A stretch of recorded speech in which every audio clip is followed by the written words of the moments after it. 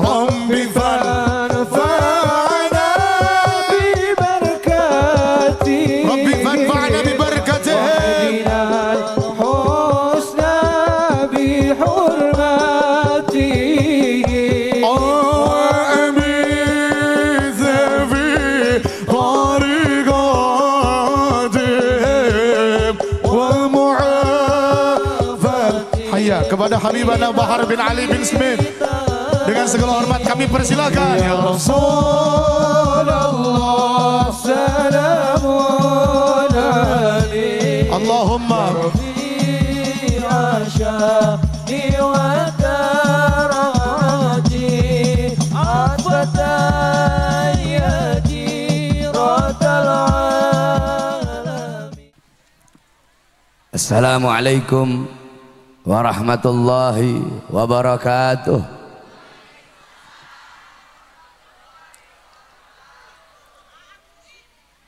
Bismillahirrahmanirrahim.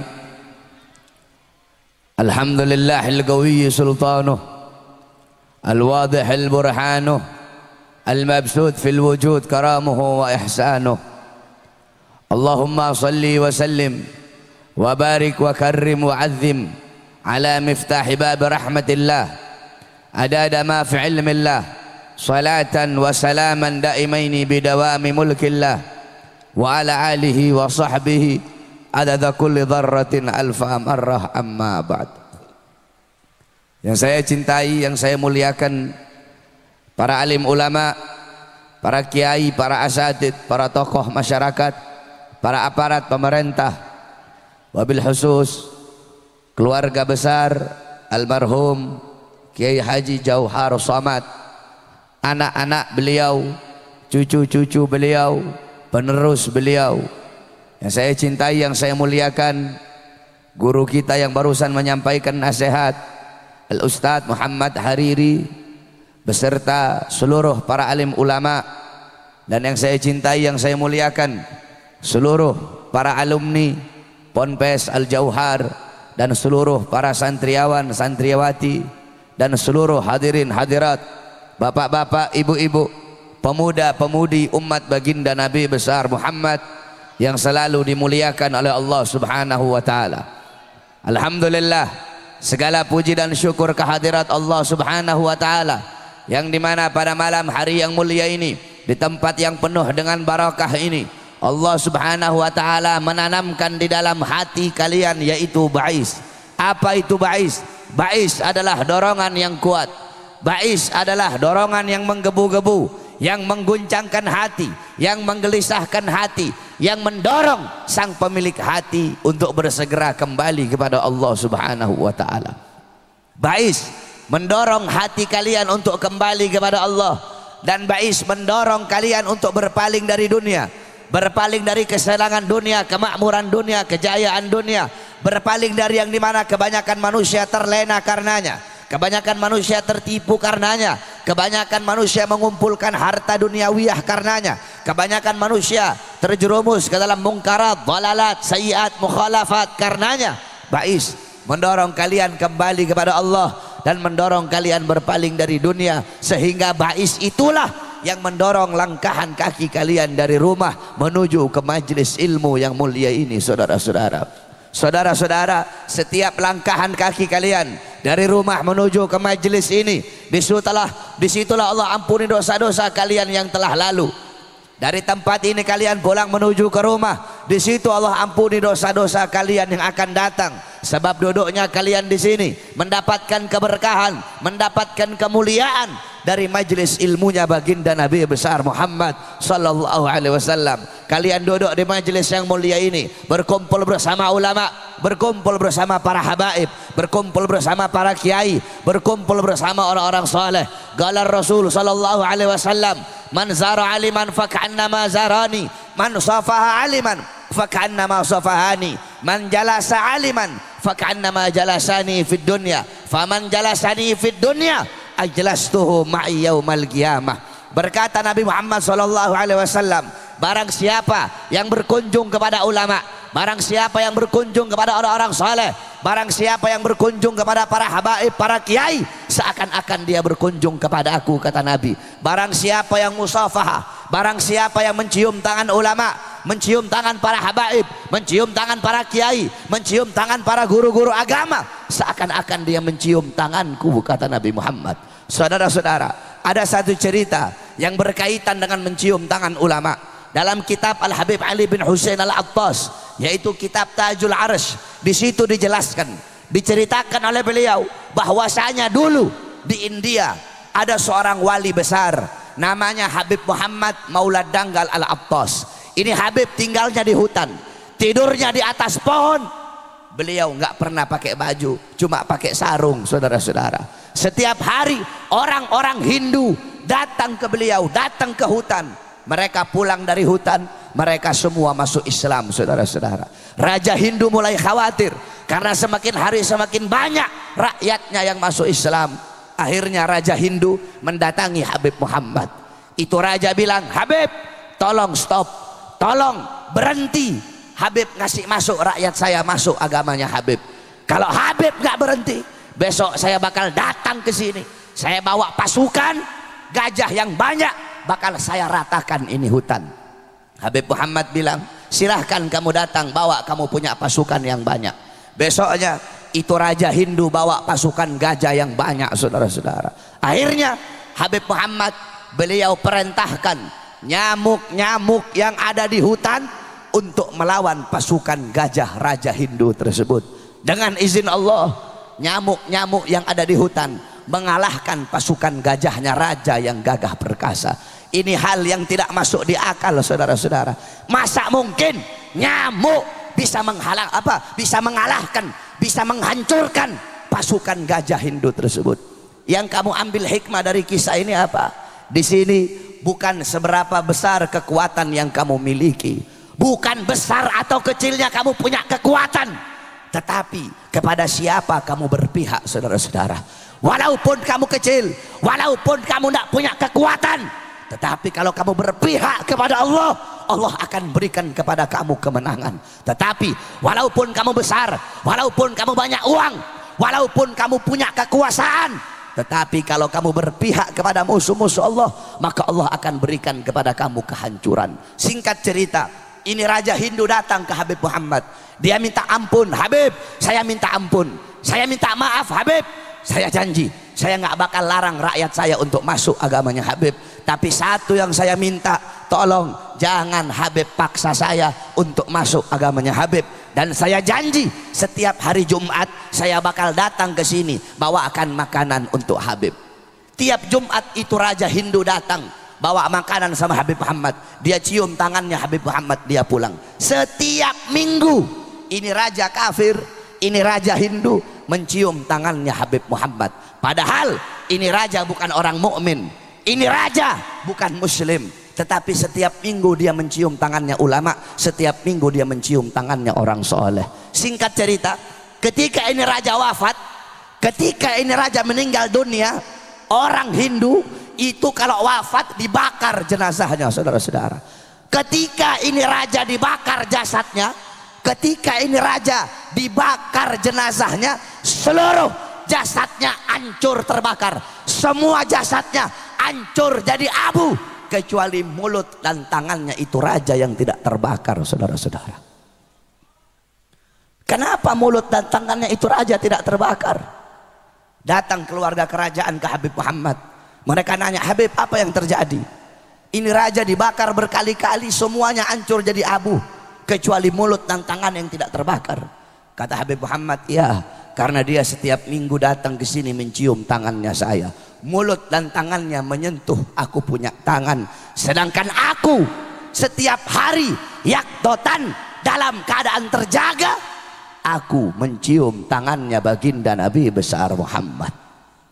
Itu Raja Hindu, mulut sama tangannya tidak disentuh oleh api dunia, gara-gara mencium tangannya ulama, mencium tangan orang soleh. Bagaimana dengan kita, hamba-hamba yang beriman kepada Allah dan kepada baginda Nabi besar Muhammad sallallahu alaihi wasallam? Mencium tangan ulama seakan-akan mencium tanganku, kata Nabi. Dan barang siapa yang duduk dengan ulama, duduk dengan para habaib, duduk dengan para kiai, duduk dengan para asatid, di majelis-majelis ilmu, di majelis zikir, di pondok pesantren, di masjid-masjid, di musalla-musalla, engkau duduk bersama ulama seakan-akan duduk denganku di dunia, kata Nabi. Dan barang siapa yang duduk denganku di dunia, kelak di yaumil kiamah akan aku dudukkan dia bersamaku. Saudara-saudara, orang-orang yang beruntung di akhirat, orang-orang yang berbahagia di akhirat, bukanlah orang-orang yang hanya datang sekedar bawa pahala sholat, hanya datang sekedar bawa pahala puasa, hanya datang sekedar bawa pahala zakat. Bukan. Orang-orang yang beruntung di akhirat adalah orang-orang yang kedua matanya dihalalkan oleh Allah untuk memandang wajah indah baginda Sayyidina Muhammad. Orang-orang yang beruntung di akhirat, orang-orang yang hidungnya dihalalkan oleh Allah untuk mencium wanginya jasad baginda Nabi besar Muhammad. Kelak di akhirat, saya dan kalian, kita tidak bisa berkumpul dengan Nabi, tidak bisa memandang wajah Nabi, tidak bisa mencium wanginya jasad Nabi kalau di dunia kita jauh dari majelis-majelis Nabi Muhammad. Kenapa? Kadar kedekatan kamu dengan Nabi di akhirat itu menurut kadar kedekatan kamu di dunia dari majelis-majelis seperti ini. Jarak jauh dekatnya kamu dengan Nabi di akhirat menurut jarak jauh dekatnya kamu di dunia dari majelis-majelis seperti ini. Kalau di dunia kamu dekat dengan majelis ilmu, dekat dengan majelis zikir, dekat dengan ulama, dekat dengan kiai, dekat dengan habaib, tidak diragukan di akhirat kamu pun akan dekat dengan Nabi Muhammad. Tapi kalau di dunia kamu jauh dari ulama, jauh dari kiai, jauh dari habaib, jauh dari masjid, jauh dari Quran, jauh dari syariat, jauh dari sunnah, jauh dari majelis-majelis ilmu, tidak diragukan di akhirat kamu pun akan jauh dari baginda Nabi besar Muhammad. Kenapa? Majelis-majelis seperti ini, majelis-majelis seperti pada malam hari ini, inilah warisan Nabi Muhammad. Nabi tidak mewarisi harta, pangkat, jabatan, tahta, kekuasaan, emas, permata, dinar, dirham. Bukan itu warisannya Nabi. Warisannya Nabi ilmu, amal, akhlak, wara, khauf, ikhlas, sabar, takwa, istiqamah, zuhud, ibadah, amar ma'ruf, nahi munkar, khasyah, raja, syauq. Ini warisan Nabi Muhammad. Kalian semua duduk di sini pada malam hari ini untuk mengambil warisan Nabi Muhammad. Maka setelah kalian mendapatkan warisannya Nabi, adakah yang lebih mulia? Adakah yang lebih bermanfaat? Adakah yang lebih mahal? Adakah yang lebih berharga bagi kalian selain dari warisan Nabi? Tidak ada, saudara-saudara. Kalau mau dibandingkan di luar sana, kamu dapat warisan 1 triliun. Malam hari ini duduk di sini dapat 1 huruf daripada ilmunya Nabi. Bagi kalian duduk di sini mendapatkan 1 huruf ilmunya Nabi, itu lebih mahal, lebih berharga, lebih bermanfaat daripada di luar sana mendapatkan warisan 1 triliun yang malah hanya akan menyusahkan dan menyulitkan kehidupan kamu di dunia dan akhirat. Maka bersyukur kalian pada malam hari ini kita duduk berkumpul di sini dalam rangka haul daripada Kiai Haji Jauhar Somad. Kita duduk di sini mengenang setiap tahun daripada Kiai Haji Jauhar Somad. Saudara-saudara sekalian yang dimuliakan oleh Allah Subhanahu wa taala, kalian duduk di sini dalam rangka haul. Mungkin kita sudah sering haul. Di Jakarta banyak haul. Tiap tahun diadakan haul para habaib. Ada haul Habib Husin bin Abu Bakar Ali Idrus luar Batang. Ada haul Habib Ali bin Abdurrahman Al-Habsi Kuitang. Ada haul Habib Hasan bin Muhammad Al-Haddad Priuk. Ada haul Habib Kunjung di Empang Bogor. Ada haul Al-Habib Abdullah bin Muhsin Al-Attas Keramat Empang. Banyak haul-haul. Apa itu haul? Saudara-saudara, haul itu ada 3 arti. Haul yang pertama artinya daya upaya. La haula wala, tidak ada daya upaya. Haul yang kedua artinya sekeliling. Alladzi barakna haulahu, yang kami berkahi sekelilingnya. Haul yang ketiga artinya 1 tahun. Kita duduk di sini dalam rangka setiap 1 tahun untuk mengenang orang soleh, untuk mengenang orang yang dihauli tersebut. Kamu duduk di majelis ini untuk mengenang beliau Kiai Haji Jauhar. Kamu duduk di sini dibacakan manakib beliau, dibacakan kisah hidup beliau, bagaimana ilmu beliau, amal beliau, warak beliau, khauf beliau, khasyah beliau, zuhudnya beliau, ibadahnya beliau, qanaahnya beliau, agar kamu bisa mengambil ibrah, agar kamu bisa mengambil iktibar, agar kamu bisa mengambil intifa, agar kamu bisa mengambil lubab daripada kisah hidup orang soleh tersebut. Makanya namanya haul itu hanya untuk orang soleh. Haul hanya untuk orang-orang soleh, hanya untuk orang-orang soleh. Tidak ada orang semasa hidupnya mabok sampai mati masih mabok terus mati dihauli, tidak ada itu. Pezina, melacur, seumur hidupnya dia melacur sampai mati dalam keadaan melacur, matinya dihauli. Tidak ada itu saudara-saudara. Haul hanya untuk orang soleh, yang dimana dengan kita merayakan haul daripada orang soleh itu, kita bisa mengambil manfaat, mengambil pelajaran, mengambil hikmah daripada kisah hidup orang soleh tersebut. Loh Beb, ngapain Beb kita ngambil pelajaran dari orang yang udah mati? Orang udah mati kok Beb, ngapain kita harus ngambil pelajaran? Al-Imam Abdullah ibn Mubarak beliau berkata, yahtajul insan ila ziyarati mayubkihi wa idza lam yajidhu fil ahya ittala'a ala siratihi fil amwat. Kita manusia kita butuh untuk apa? Butuh untuk berkunjung kepada sosok yang bisa membuat kita menangis takut kepada Allah Subhanahu wa taala. Saya dan kalian butuh berkunjung kepada sosok yang dimana dengan kita berkunjung kepada sosok tersebut bisa meningkatkan ketaatan, kepatuhan, ketundukan dan ketakwaan kita kepada Allah. Wa idza lam yajidhu fil ahya, kalau kalian tidak bisa menemukan sosok tersebut dari kalangan orang-orang yang masih hidup, maka carilah, pelajarilah, ambillah dari mereka kisah-kisah orang-orang yang sudah meninggal dunia. Saudara-saudara, berapa banyak kalian mendatangi orang-orang yang masih hidup, kalian berkunjung kepada orang yang masih hidup, tapi itu orang adalah budak-budak dunia, itu orang adalah budak-budak harta, itu orang adalah budak-budak kekuasaan, sehingga dengan kalian mendatanginya justru bisa mematikan kalian punya hati. Dan berapa banyak kalian mendatangi orang-orang yang sudah mati, tetapi orang yang mati itu orang soleh, dengan kalian mendatanginya justru bisa menghidupkan kalian punya hati yang telah mati. Terus apa dalilnya haul? Dalam kitab Bughyatul Mustarsyidin, itu kitab fatwanya Habib Abdurrahman Al-Masyhur. Di situ ada satu hadis. Perhatikan, bapak ibu-ibu, khususnya ibu-ibu, perhatikan. Qala Rasul sallallahu alaihi wasallam, man warraha mu'mina faka'annama ahyahu, faman qara'a tarikhahu faka'annama zarahu, faqad istaujaba ridwanallah fi huzuril jannah. Berkata Nabi Muhammad, barang siapa yang membuat sejarah hidup orang yang beriman kepada Allah, faka'annama ahyahu, maka seakan-akan dia telah menghidupkan orang yang beriman tersebut. Contoh, Al-Habib Ahmad bin Umar, beliau membuat manakib, membuat sejarah hidupnya. Al-Habib Abdullah bin Alwi Al-Haddad, nama kitabnya yaitu Ghayatul Qasdi wal Murad. Nah, beliau yang membuat sejarah Imam Haddad, seakan-akan beliau telah menghidupkan Imam Haddad. Kemudian banyak para ulama, manusia paling beriman Nabi Muhammad. Al-Imam Suyuti, Al-Imam Ibnu Jarir At-Tabari, Al-Imam Az-Zahabi, Al-Imam Yusuf bin Ismail An-Nabhani, Al-Imam Ad-Dibai, Al-Imam Al-Barzanzi, Al-Habib Ali bin Muhammad Al-Habsyi. Beliau-beliau membuat sejarah hidupnya Nabi Muhammad, tarikhnya Nabi, sirahnya Nabi. Berarti seakan-akan beliau telah menghidupkan Nabi Muhammad. Contoh, ada satu santri di pondok ini bikin kisah hidupnya Kiai Haji Jauhar. Kiai Haji Jauhar lahir di sini tahun sekian, masa kecilnya seperti ini, guru-guru beliau belajar kepada beliau di ini, anak-anak putra putri beliau kehidupannya seperti ini, kepribadiannya, mengajarnya, ilmunya, amalnya, waroknya seperti ini. Nah, kalau ada yang bikin manakib beliau, berarti itu orang seakan-akan telah menghidupkan beliau, saudara-saudara.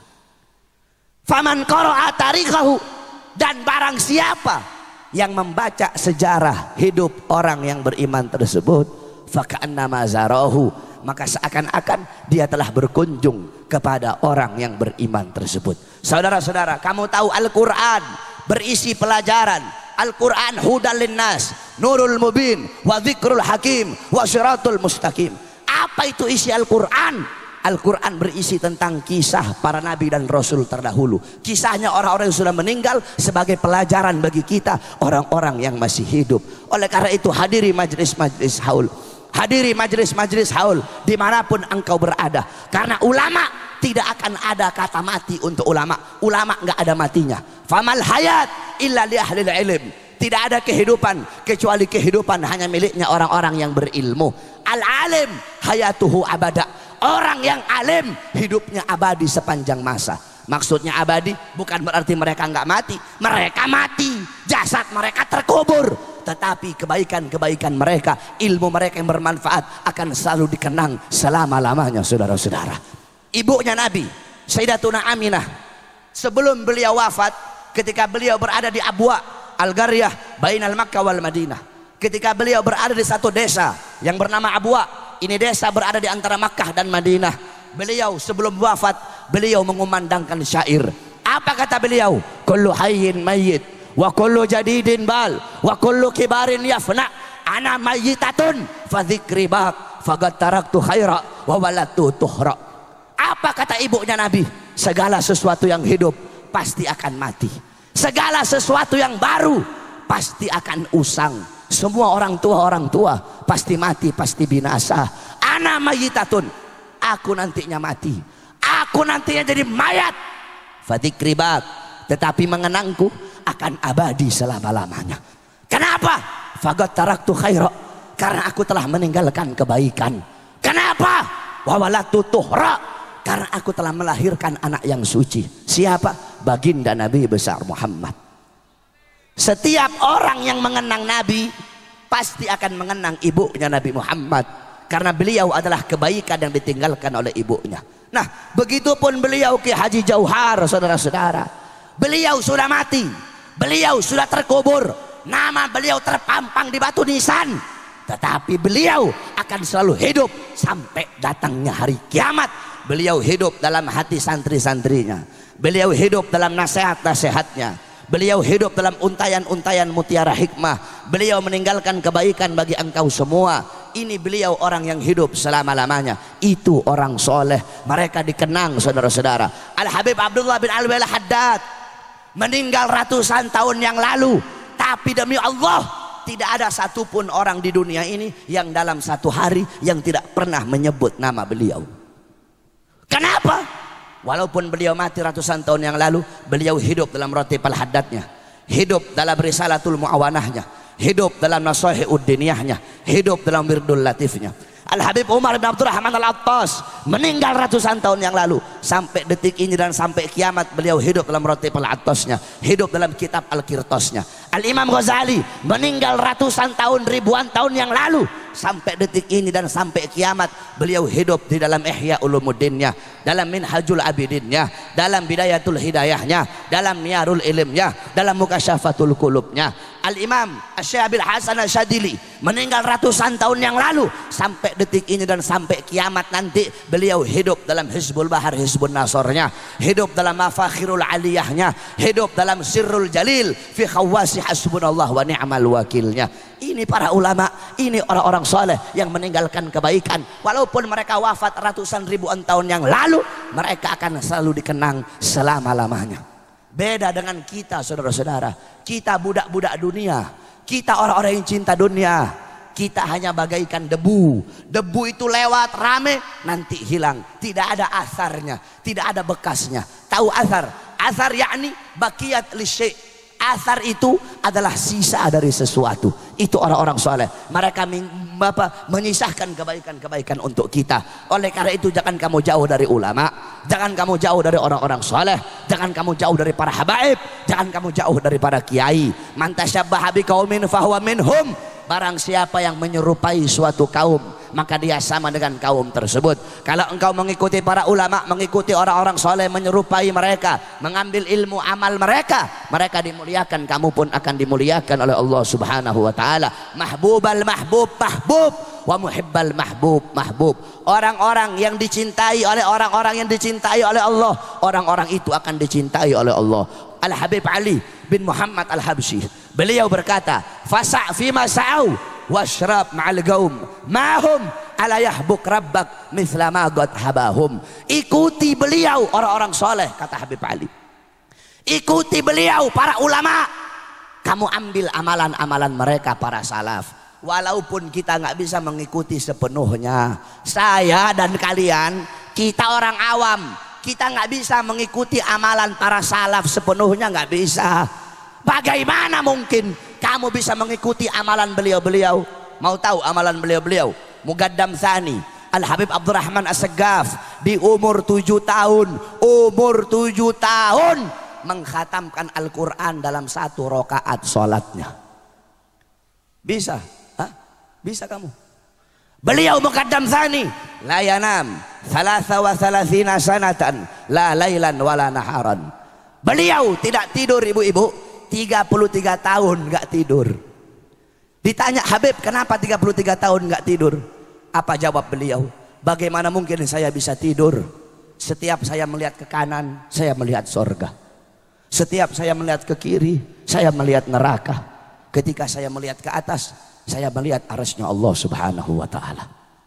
Fakhril wujud Syekh Abu Bakar bin Salim 40 tahun sholat subuh dengan wudhu isya. Selama 40 tahun sholat subuh dengan wudhu isya. Bisa kamu ikuti itu? Kalau ibu-ibu, bapak-bapak, kita sholat subuh pakai wudhu duhur, kesiangan subuhnya. Itu amalan mereka. Al-Imam Muhammad Maulad Dawilah 15 tahun sholat subuh dengan wudhu isya. Al-Habib Muhammad ibn Ali Maula Aidid bainal maghrib wal isya yagra 3,000 marrah min suratil al-ikhlas. Habib Muhammad bin Ali Maula Aidid antara waktu maghrib dan isya beliau habiskan membaca al-ikhlas 3.000 kali. Al-Habib Abdullah bin Husain bin Tahir 1 kali duduk beliau membaca la ilaha illallah 25.000 kali, ya Allah 25.000 kali, salawat kepada Nabi 25.000 kali. Al-Habib Abu Bakar bin Abdullah Al-Attas 1 kali duduk baca Yasin 90.000 kali. Bapak-bapak, ibu-ibu baca Yasin paling banyak 40 kali bolak-balik waktu ziarah itu kalau ada maunya. Biar rumah laku, biar hajat diterima sama Allah, baru baca Yasin 40 kali bolak-balik. Itu amalan mereka. Al-Habib Ahmad Al-Muhdar, beliau menggali kuburnya sendiri, beliau duduk di kubur yang beliau gali, beliau mengkhatamkan Al-Quran sampai 9.000 kali khatam sampai beliau mati.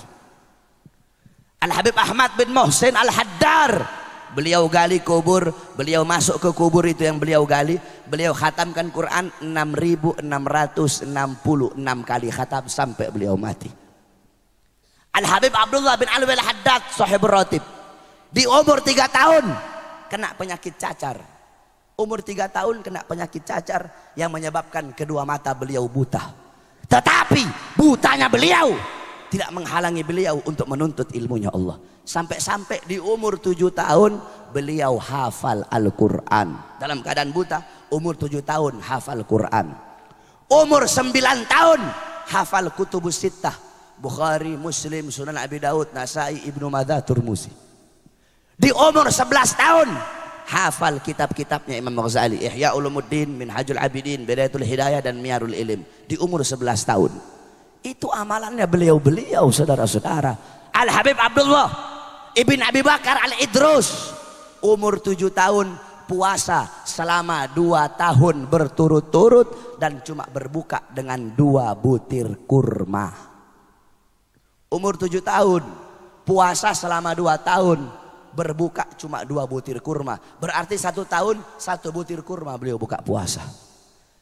Ini kadang orang sekarang pura-pura, oh saya puasa 40 hari puasa muti saya, riyadhah saya. Habib Abdullah bin Bakar Idrus umur 7 tahun puasa selama 2 tahun berturut-turut cuma berbuka dengan 2 butir kurma. Itu amalan beliau-beliau.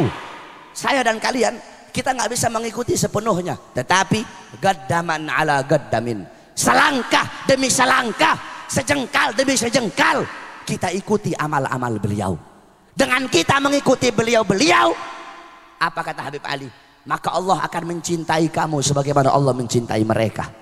Maksudnya Allah akan menganugerahkan kepada kamu apa-apa yang Allah anugerahkan kepada mereka. Mereka Allah kasih rahmat, kamu ikut mereka, kamu Allah kasih rahmat. Mereka Allah kasih karunia, kamu ikut mereka, kamu Allah kasih karunia. Mereka Allah kasih ilmu laduni, kamu ikut mereka, kamu Allah kasih ilmu laduni. Mereka Allah kasih ilmu wahbi, kamu ikut mereka, kamu dikasih ilmu wahbi. Mereka Allah kasih keramat, kamu ikut mereka, kamu akan dikasih keramat oleh Allah. Satu contoh, kami punya guru, bapak ibu-ibu, di Sulawesi itu kami punya guru, ada namanya guru tua, Al-Habib Idrus bin Salim Al-Jufri.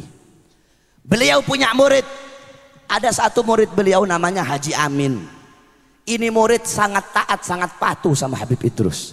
Itu Al-Khairat dari kayu, pondok Al-Khairat dari kayu semua. Di atas tempat santri, Habib Idrus itu kantornya di bawah. Kalau Habib Idrus panggil ini murid yang nama Amin ini, Amin, itu Haji Amin, dia nggak mau turun lewat tangga. Kenapa? Kalau lewat tangga kelamaan, dia loncat dari atas ke bawah, saudara-saudara.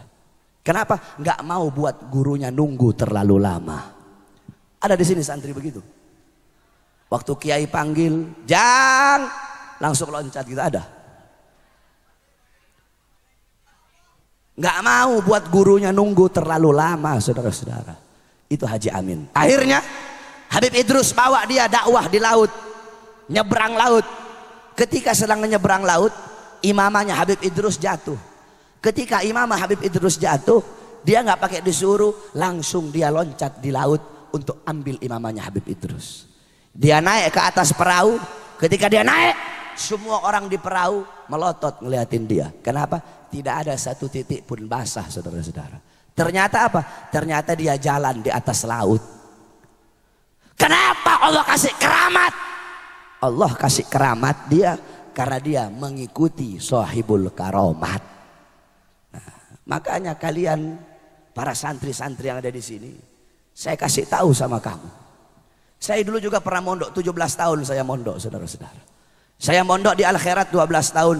Di Darul Lughah wad Dakwah saya mondok 5 tahun. Kamu tahu barokahnya ilmu. Barokahnya ilmu ini buat santri nih wasiat saya.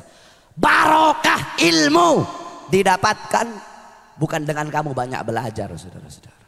Bukan dengan banyak belajar, bukan. Barokah ilmu didapat dengan khidmat kamu kepada seorang guru. Melayani seorang guru, berbakti kepada seorang guru.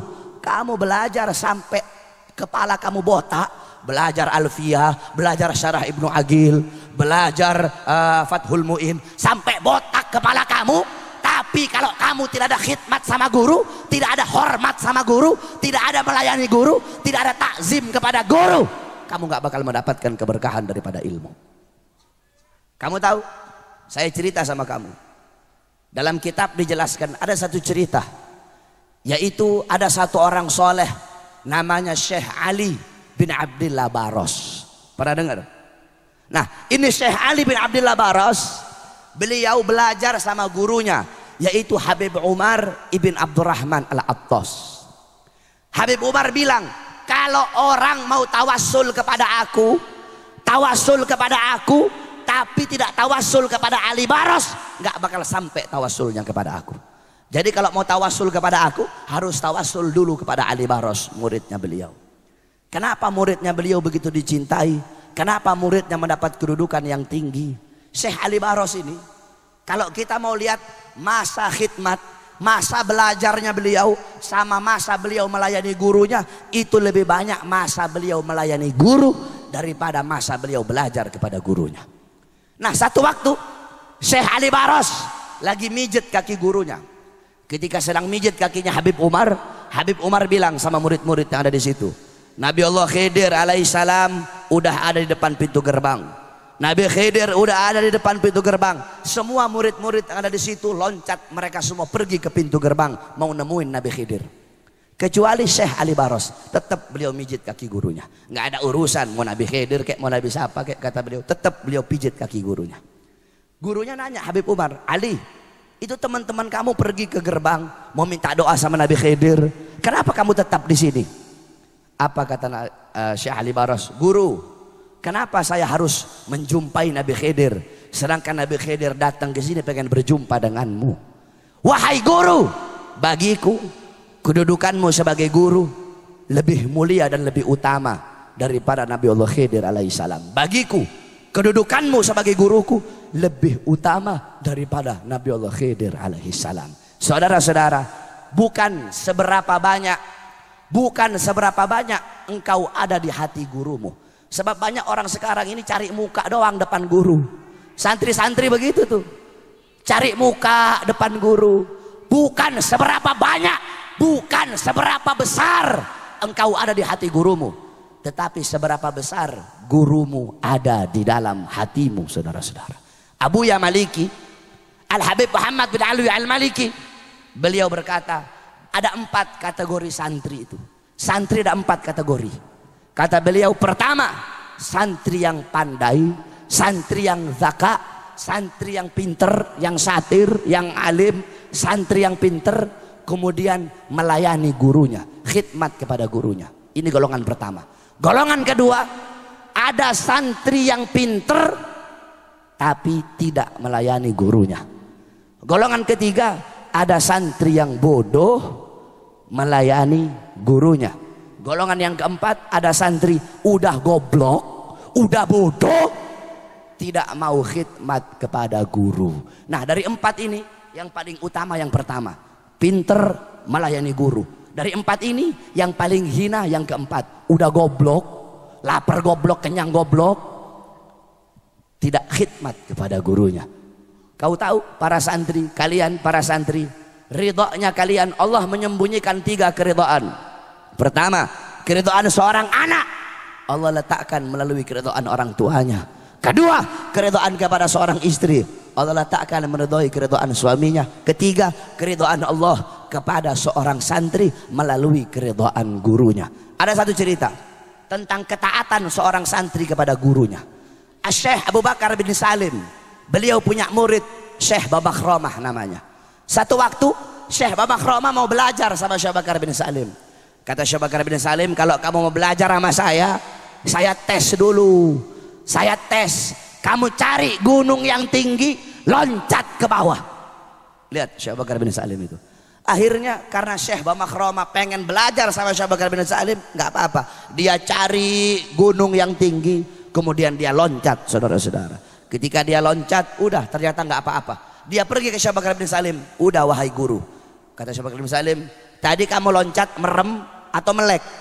Saya loncatnya merem. Ulang lagi, nggak boleh, harus melek kamu, nggak boleh kamu merem.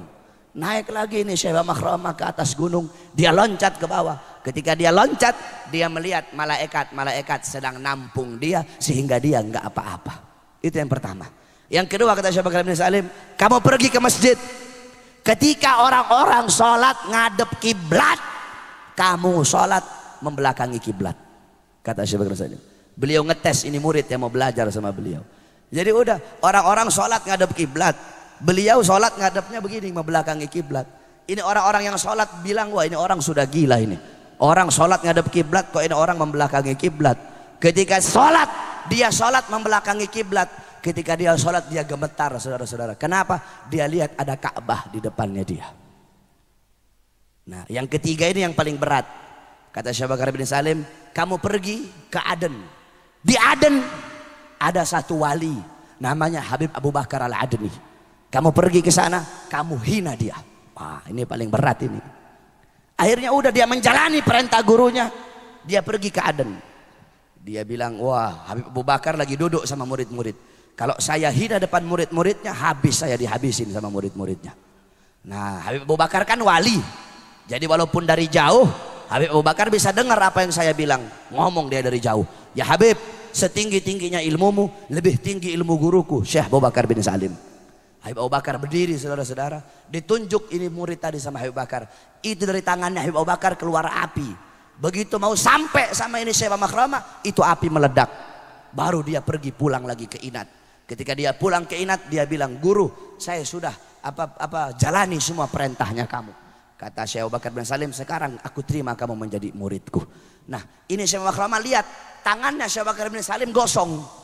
Ini beliau tanya, guru kenapa tanganmu gosong? Iya, tadi aku menangkis apinya Al-Habib Abu Bakar Al-Adni. Kalau aku nggak tangkis, kamu sudah mati saat itu juga. Lihat bagaimana ketaatan seorang murid kepada gurunya. Ini enggak, murid sekarang banyak di TV-TV itu. Kalau dipukul sama gurunya, ngadu sama orang tuanya. Datang orang tuanya laporin gurunya ke polisi. Kalau ada santri kayak begitu, itu santri goblok. Orang tuanya juga goblok, saudara-saudara. Santri dulu kalau dipukul sama guru ngadu ke orang tuanya nggak datang nemuin gurunya, anaknya yang diinjek-injek. Kamu kenapa, salah apa kamu sampai guru kamu pukul kamu? Saya bikin pondok salaf Tajul Alawiyin. Itu kalau ada santri baru, saya bilang sama orang tua santri, kau punya anak, kalau mondok di tempat saya bukan lagi anaknya kamu. Kalau dia mondok tempat saya, dia anaknya saya, bukan anaknya kamu. Kecuali kalau dia pulang ke rumah, dia anaknya kamu. Jadi mau saya apain ke anaknya kamu, itu urusan saya sebagai orang tuanya dia di sini. Kalau saya pukul dia, kamu mau lapor polisi atau mau macam-macam atau mau coba-coba macam-macam sama saya, kamu yang orang tuanya yang saya injak-injak. Kalau saya, jangan ditiru tapi itu. Nah, saudara-saudara sekalian, kamu tahu takzir dari seorang guru, hukuman di sini banyak orang tua santri. Hukuman dari seorang guru itu bukan hukuman kebencian, bukan guru itu benci. Takzir dari seorang guru itu adalah pukulan kasih sayang. Oh, kamu tahu dulu saya di pondok bandelnya minta ampun. Bandelnya saya, minta ampun dulu di pondok. Berantem setiap hari, bawa kabur santri perempuan. Pondoknya jauh tapi pondoknya jauh.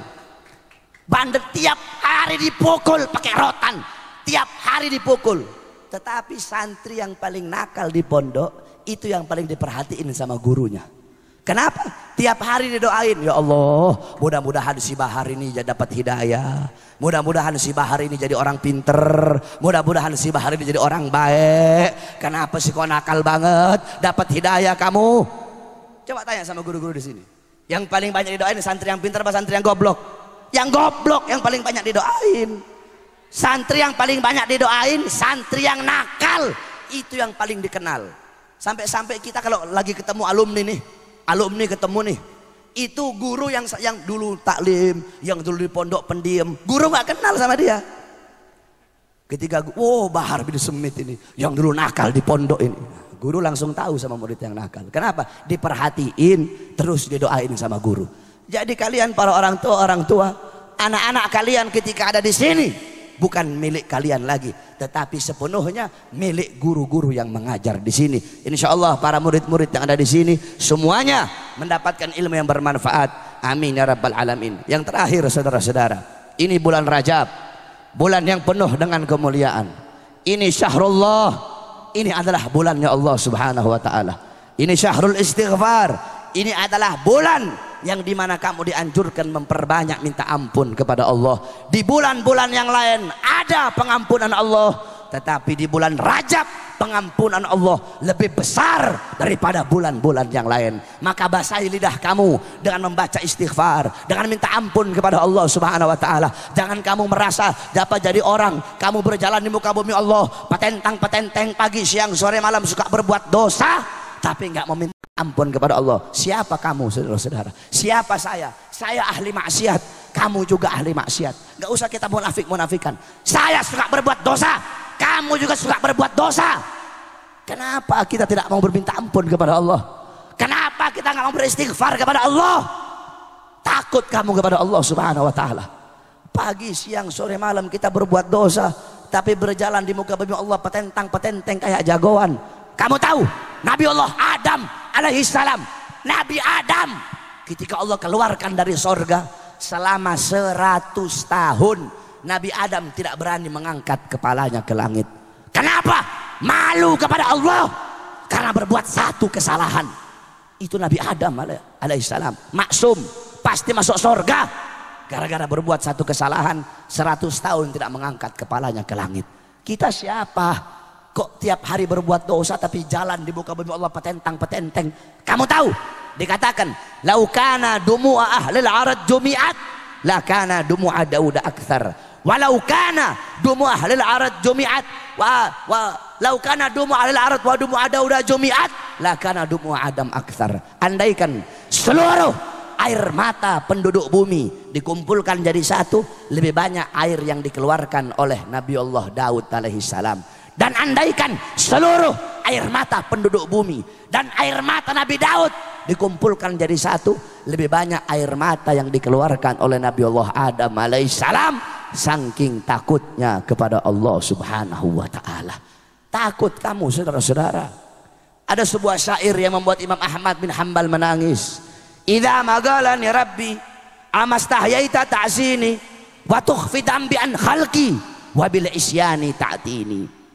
Bagaimana kalau Allah bertanya kepada aku? Bagaimana kalau Allah tanya sama kalian satu persatu? Amastahyaita ta'sini, hei fulan, apakah kamu gak malu berbuat dosa kepada aku? Hei Bahar, kamu gak malu berbuat dosa kepada aku? Wahai Bahar, kamu gak malu melacur? Kamu gak malu minum khamr? Kamu gak malu berbuat dosa? Ya fulan, ya fulan, ya fulan, ya fulan, ya fulan. Ditunjuk kamu punya nama satu persatu oleh Allah Subhanahu wa taala. Amastahyaita ta'sini, kamu gak malu berbuat dosa kepada aku? Kamu makan dari rezekiku, kamu tinggal di muka bumiku, kenapa sanggup kamu melawan aku, kata Allah Subhanahu wa taala. Saudara-saudara, kamu tahu binatang anjing, anjing dia taat kepada tuannya, dia taat kepada majikannya, karena itu anjing tahu majikan yang ngasih dia makan. Kita manusia yang berakal, kita tahu Allah yang ngasih kita makan, Allah yang ngasih kita rezeki. Kamu tinggal di muka bumi Allah, tetapi tidak ada ketaatan dan kepatuhan kamu kepada Allah. Saya dan kalian, kita lebih anjing dari anjing, saudara-saudara. Takut kamu kepada Allah Subhanahu wa taala. Tuba liman kana targud dunya qabla an taraktah wa bana qabrahu qabla an yadkhulah wa arda rabbahu qabla an yalqah. Sungguh beruntung, sungguh berbahagia bagi orang-orang yang meninggalkan dunia sebelum dunia yang meninggalkannya. Apa maksudnya? Tinggalkan maksiat, mungkarat, dhalalat, sayyiat. Tinggalkan perkara-perkara yang memutuskan hubunganmu dengan Allah. Tinggalkan perkara-perkara yang memutuskan hubunganmu dengan Nabi Muhammad sebelum dunia yang meninggalkanmu, sebelum kamu mati, saudara-saudara. Saya mati, kamu mati. Kullu nafsin dha'iqatul maut, kullu man 'alaiha fan. Segala sesuatu yang bernyawa mati, yang berada di atas bumi pasti akan binasa. Yang tua mati, yang muda mati, yang kaya mati, yang miskin mati, yang lapar mati, yang kenyang mati. Syarat mati tidak harus tua. Oh, saya masih muda, maksiat aja dulu, masih muda. Mabok aja dulu, masih muda. Ngapain pakai jilbab? Pakai rok mini aja dulu, masih muda. Entar aja kalau udah tua baru pakai jilbab, masih muda. Nongkrong aja dulu, masih muda. Narkoba aja dulu. Memangnya syarat mati itu harus tua? Tidak, saudara-saudara. Syarat mati nggak harus tua. Yang tua mati, yang muda mati. Kematian datang tanpa pemberitahuan. Saya tanya sama ibu-ibu, kalau ibu-ibu tahu besok mati, apa yang ibu-ibu lakukan? Apakah malam ini ibu-ibu bakal tidur? Ibu bakal makan? Ibu bakal nongkrong? Kalau kamu tahu besok kamu mati, malam ini kamu bakal sholat, kamu bakal banyak istighfar, kamu bakal tobat, kamu bakal baca Quran. Kenapa panjang angan-angan kamu bahwasanya kamu masih hidup sampai esok hari? Beribadahlah kamu seakan-akan kamu akan mati besok. Wabana gabrahu qabla an yadkhulah. Sungguh beruntung bagi orang-orang yang membangun kubur sebelum mereka memasukinya. Maksudnya membangun kubur yaitu menyiapkan bekal-bekal untuk kamu bawa dalam kubur. Dunia tempat menanam, akhirat tempat memanen. Kalau di dunia kamu menanam sesuatu yang baik, di akhirat kamu pun akan memanen sesuatu yang baik. Wa arda rabbahu qabla an yalqah. Dan sungguh beruntung bagi orang-orang yang ridha kepada Tuhannya sebelum mereka berjumpa dengan Tuhannya. Ridha kepada Allah sebelum kelak di akhirat akan berjumpa dengan Allah. Saya dan kalian, kita semua bakal berjumpa dengan Allah. Kedua mata kamu mengadu kepada Allah, mulut kamu mengadu, kedua tangan kamu mengadu, kemaluan kamu mengadu, kedua kaki kamu mengadu kepada Allah Subhanahu wa taala. Allah tanya satu persatu, setiap hamba ditanya, setiap pemimpin dimintai pertanggungjawaban atas yang dipimpin. Satu persatu ditanya oleh Allah. Pada hari itu Allah Subhanahu wa taala sangat-sangat murka pada hari itu. Semua menundukkan kepala, bahkan Nabi Muhammad menundukkan kepala pada saat itu. Allah tidak main-main, Allah tidak buta, Allah tidak tuli. Allah tahu hal-hal sekecil apapun dosa yang kamu sembunyikan, Allah Subhanahu wa taala tahu, saudara-saudara. Semua ditanya satu persatu oleh Allah. Ulama, pejabat, orang tua, semuanya dimintai pertanggungjawaban oleh Allah Subhanahu wa taala. Pertama, Allah bertanya kepada para ulama. Pertama, Allah bertanya kepada para kiai, para ustadz, para habaib. Dikumpulkan satu persatu, ditanya oleh Allah Subhanahu wa taala. Wahai para ustadz, wahai para kiai, wahai para habaib, sudahkah kalian menghidupkan Islam? Sudahkah kalian menghidupkan dakwah? Sudahkah kalian menghidupkan agama? Sudahkah kalian ikhlas? Sudahkah kalian insaf? Sudahkah kalian jadikan aku sebagai tujuan kalian? Atau sebaliknya, kalian bukan menghidupkan Islam, tapi kalian cari hidup dalam Islam. Kalian bukan menghidupkan dakwah, kalian cari hidup dalam dakwah. Kalian bukan menghidupkan agama, kalian cari hidup dalam agama. Dakwah, agama, Islam kalian jadikan untuk memuaskan isi perut kalian, untuk memuaskan hawa nafsu syaitan kalian, kata Allah Subhanahu wa taala. Ditunjuk, oh kata Allah, ini nih ustadznya Ahok nih, ini nih kiai yang dulu dukung Ahok nih, ini nih kiai-kiai yang jadi anjing-anjingnya pejabat ini kiai-kiai yang berdiri depan pintu sudah, berdiri depan pintu penguasa dengan harapan sebagian daripada harta mereka, sehingga yang halal mereka bilang haram, yang haram engkau bilang halal, yang hak engkau bilang batil, yang batil engkau bilang hak, kata Allah. Kamu kera-kera bersorban, kamu ustadz jahanam, kamu kiai bangsat, kata Allah Subhanahu wa taala. Oh, ini nih kiai ngaku NU tapi bela Ahok nih, kata Allah. NU yang lurus nggak bakal pilih Ahok, saudara-saudara. NU yang lurus tidak bakal bela Ahok. Kalau ada ustadz atau kiai ngaku NU bela Ahok, itu bukan Nahdlatul Ulama, nasi uduk itu, saudara-saudara. Ustadz kiai NU yang lurus, yang bener-bener NU, nggak bakal bela Ahok. Si Nusron Wahid, si monyong satu itu goblok itu, bawa-bawa Quran, bawa-bawa dalil, pakai wallahu alimun bimuradi, wallahu alimun bimuradi, goblok. Kamu nggak ngerti ayat muhkam, kamu nggak ngerti ayat mutasyabihat. Ada ayat muhkam, ada ayat mutasyabihat. Kalau ayat-ayat mutasyabihat, wallahu alimun bimuradi, kaf ha ya ain sad, wallahu alimun bimuradi, maksudnya dikembalikan kepada Allah. Kalau ayat-ayat mutasyabihat, para mufassir memakai metode tafwid, tafwid ba'da ta'wil ijmali, yaitu mereka memakai metode tafwid, mereka mengeluarkan maksud-maksud dhahiriyah daripada ayat tersebut. Allah duduk di arsy, mereka keluarkan, mereka buang makna dhahir dan mengembalikan makna yang dimaksud kepada Allah Subhanahu wa taala. Ini Al-Maidah 51 bukan ayat mutasyabihat, ini ayat muhkam, goblok. Katanya santri, katanya ustadz, tapi kok goblok? Kebanyakan makan uang Cina, kebanyakan makan uang pejabat, kebanyakan makan duit haram, otaknya jadi goblok. Saya nggak heran kalau ada orang Cina, orang Kristen bela Ahok, saya nggak heran. Kalau kata santri huwa humahum, nggak heran. Yang saya heran kalau ada orang Islam bela Ahok, itu yang saya heran. Kalau ada orang Islam mati-matian bela Ahok, berarti itu orang lebih bangsat dari Ahok, saudara-saudara. Apalagi ada ustadz, ada kiai pakai sorban bela Ahok, jual dalil. Kalau ada ustadz kiai bela Ahok, itu ustadz itu kiai lebih bajingan dari Ahok, saudara-saudara. Kenapa? Ahok ini musuh nyata. Nah ini kera-kera bersorban ini yang ngebela Ahok, ini musuh-musuh dalam selimut ini, saudara-saudara. Kamu tahu, andaikan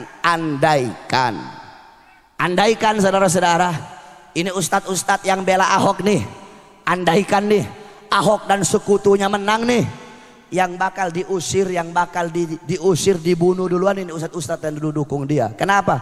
Bangsa kamu sendiri aja kamu khianati, apalagi kita, kata Ahok. Rakyat kamu sendiri aja kamu khianati, apalagi kita, kata Ahok. Makanya tobat kalian, ustadz-ustadz gara-gara bersorban dukung Ahok, tobat kamu, tobat. Kenapa kamu takut nggak makan? Kalau nggak dukung Ahok takut nggak dapat makan? Iya. Pakai cium tangan lagi sama pejabat itu ustadz. Cium tangan sama Mak Banteng. Tahu Mak Banteng? Tahu? Ibu-ibu tahu? Siapa? Gak usah takut, siapa? Megawati. Ngapain takut-takut? Gak usah takut-takut. Pejabat-pejabat pusat sekarang itu kebanyakan saking bela mati-matian si Ahok, sampai para ustadz, para kiai, para habaib dikriminalisasi. Habib Rizik mau dimasukkan penjara. Para ustadz, para kiai, para habaib mau dibungkam mulutnya masing-masing, diancam, difitnah, dicaci maki. Disangkanya kami para habaib takut kali. Hei pejabat, hei aparat, kami para habaib, kami bukan pecundang, kami bukan penakut, kami tidak akan pernah mundur walaupun satu langkah. Di dalam tubuhnya kami mengalir darah keberanian, dalam tubuh kami mengalir darah-darah pejuang. Kami punya kakek-kakek udah biasa dibunuh, kakek-kakek kami biasa dicaci maki, kakek-kakek kami biasa dipenjara. Kami punya kakek Sayyidina Ali bin Abi Thalib difitnah, dicaci maki di mimbar-mimbar sampai beliau dibunuh. Beliau dibunuh. Kenapa beliau dibunuh? Beliau dibunuh karena beliau dengan lantang menyuarakan kebenaran melawan para pejabat-pejabat yang zalim. Saudara-saudara, kami punya datuk Sayyidina Hasan bin Ali. Beliau wafat diracun. Diracun. Kenapa beliau mati diracun? Beliau mati diracun, beliau dibunuh karena beliau dengan lantang menyuarakan kebenaran melawan para pemerintah yang zalim. Kami punya kakek Sayyidina Husain bin Ali, Husain bin Fatimah binti Rasulullah. Beliau wafat dibunuh, dipenggal kepalanya, saudara-saudara. Terpisah kepala dengan jasadnya. Kenapa beliau dibunuh? Beliau dibunuh karena beliau dengan lantang menyuarakan kebenaran melawan para pemerintah yang zalim. Darah-darah beliau mengalir di dalam tubuhnya kami para habaib. Maka kami akan tetap tegak berdiri menantang segala macam kezaliman. Kami tidak akan tunduk. Kami tidak akan tunduk kepada maksiat, tidak akan tunduk kepada mungkarat, tidak akan tunduk kepada dolalat, tidak akan tunduk kepada sayyiat, tidak akan tunduk kepada mukhalafat. Semakin kalian bungkam mulut kami, semakin kalian bungkam mulut kami akan semakin meneriakkan kebenaran, saudara-saudara. Jikalau kalian maju satu langkah untuk melawan para ulama kami, maju satu langkah untuk melawan para kiai kami, maju satu langkah untuk melawan para habaib kami, maka kami umat Islam, kami para santri maju 1000 langkah untuk melawan kalian. Allahu Akbar. Jangan macam-macam kamu sama santri sama ulama. Indonesia, tanah Indonesia telah dicuci dengan darah para ulama, dicuci dengan darah para santri, dicuci dengan darah para pahlawan. Kalian duduk petentang-petenteng ngambil manisnya doang, pakai sok-sokan lagi memusuhin para ulama. Jangan sombong sama pangkat kamu. Jokowi, jangan sombong sama pangkat. Megawati, jangan sombong sama pangkat. Tito, jangan sombong sama pangkat dan jabatan kamu. Di atas kalian ada Allah. Jokowi di akhirat dipites kayak kutu sama Allah Subhanahu wa taala. Jangan pangkat sama jabatan, tahta dan kekuasaan. Jadilah kalian pejabat-pejabat yang baik. Tanah Indonesia telah dicuci dengan darah para ulama, darah para syuhada. Kalau bukan para ulama, kalau bukan para santri, kalau bukan karena para pahlawan, tidak akan terbuka gerbang kemerdekaan Indonesia, saudara-saudara. Jadi kalau kita mau ngelawan Ahok nih, kita lawan Ahok, kita tuh nanti dibilang, oh itu ekstrim itu, oh itu intoleran, gak toleran itu, itu radikal itu. Semua yang lawan Ahok dibilang radikal, semua yang lawan Ahok dibilang gak toleran. Jadi yang toleran cuma Ahok saja. Yang toleran itu Ahok, yang toleran itu pendukung-pendukung Ahok, itu yang toleran kata mereka. Hei, kurang toleran apa kami? Yang gak toleran itu Ahok yang telah menistakan Al-Quran, itu yang tidak toleran, bukan kami yang gak toleran. Kurang toleran apa coba? Kalau waktu hari raya Nyepi kemarin, polisi bikin spanduk, yang tidak nyepi hormati yang nyepi. Iya betul, kami hormati umat Hindu yang beribadah nyepi. Waktu Natal, yang tidak Natal hormati yang Natal. Iya betul, kami hormati umat Kristen yang tidak Natal. Kalau bulan puasa, otaknya polisi kebalik, jadi goblok. Bikin spanduk, apa spanduknya? yang puasa, hormati yang tidak puasa. Kok jadi kebalik goblok? Jadi kita terus ya yang toleran ya. Kurang toleran apa umat Islam? Tapi insya Allah polisi di sini polisi baik semua. Tadi polisinya ngawal Habib, ngawal Kiai, mudah-mudahan jadi polisi baik. Jangan ikutin tuh polisi-polisi di Jakarta tuh, banyak yang goblok tuh. Polisi sini jangan ikutin polisi-polisi di sana. Saudara-saudara sekalian yang dimuliakan oleh Allah Subhanahu wa taala. Khairul umara alladhi yasduru bi ijtihadil ulama. Sebaik-baiknya pejabat, sebagus-bagusnya pejabat adalah pejabat-pejabat yang bersandar kepada pendapatnya para ulama. Ini pejabat yang bagus, ini pejabat yang baik. Kalau datang ke ulama, cinta ke ulama, ini baru pejabat bagus, ini baru pejabat baik. Jangan jadi pejabat kayak bangsat, ngemusuhin ulama, ngemusuhin kiai, ngemusuhin habaib. Hanya gara-gara bela seekor babi Ahok, sampai-sampai ulamanya dimusuhi, habaibnya dimusuhi, kiainya dimusuhi. Oleh karena itu hadirin sekalian yang dimuliakan oleh Allah Subhanahu wa taala, jaga ulama kalian, jaga habaib kalian, jaga kiai kalian.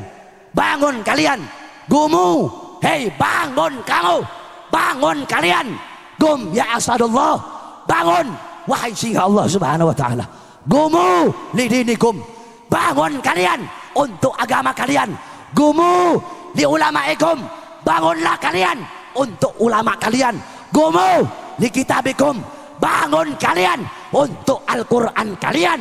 Cukup sudah selama ini kalian tertidur. Bangun wahai para santri, bangun wahai para pemudi Islam, bangun kalian, musuh kalian di depan mata kalian. Cukup sudah selama ini kalian tertidur.